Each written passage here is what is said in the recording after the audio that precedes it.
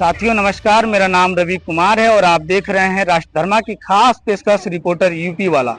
इस वक्त हमारी मौजूदगी लखनऊ के बालागंज रेलवे कॉलोनी में है। एक आपने खबर सुनी होगी नेशनल मीडिया के माध्यम से, सोशल मीडिया के माध्यम से 14 वर्ष बच्ची के साथ रेप होता है, उसके बाद से उसकी मौत हो जाती है।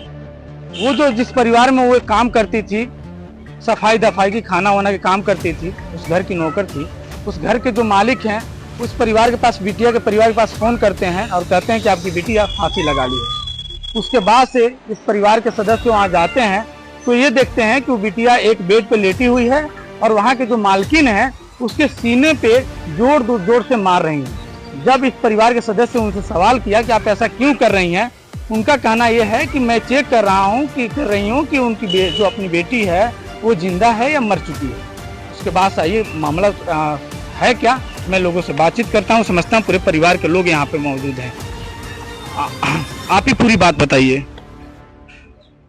मम्मी मेरी सुबह गई थी वहाँ। थोड़ा सा रोएंगे, फिर हमारा काम नहीं पाए, लोग सुन नहीं पाएंगे। मम्मी हमारी सुबह गई थी तो मम्मी से कहने लगी मम्मी चाय पी लो। मम्मी कहे चाय पी के आए तो कहने लगी घर चलो बिटिया।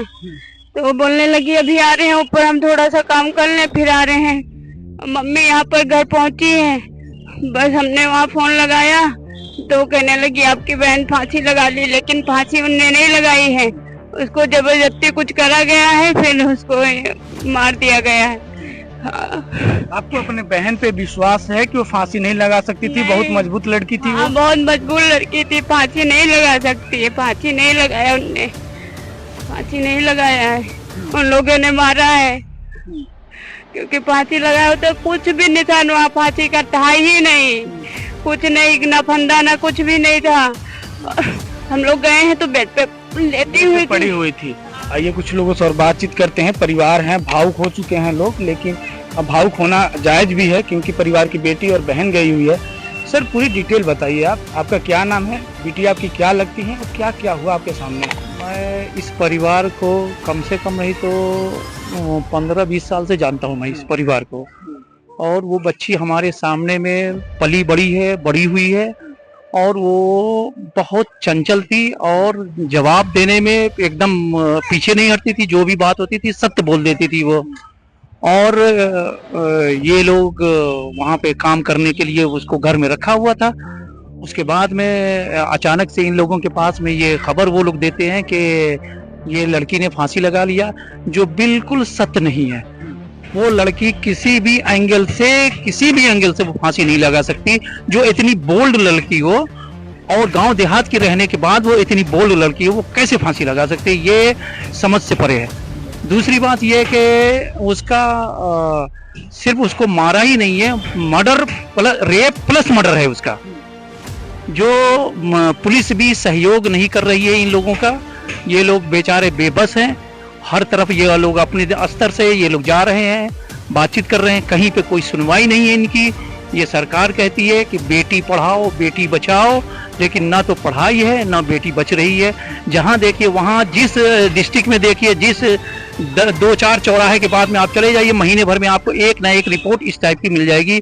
समझ में नहीं आता है कि हमारे घरों के अंदर भी बेटियां हैं, लड़कियां हैं, वो कैसे सुरक्षित रहेगी, कैसे हम सुरक्षित उसको करें। इन सरकार को चाहिए कि तत्काल जो भी दोषी है उसको तुरंत उसके ऊपर कार्रवाई करते हुए उसको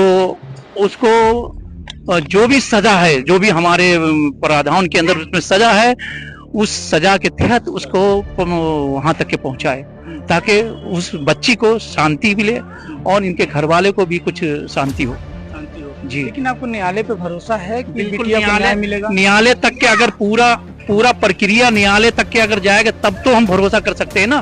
उससे पहले ही अगर हमारा कानून लचर है तो हम उसके लिए क्या कर सकते हैं?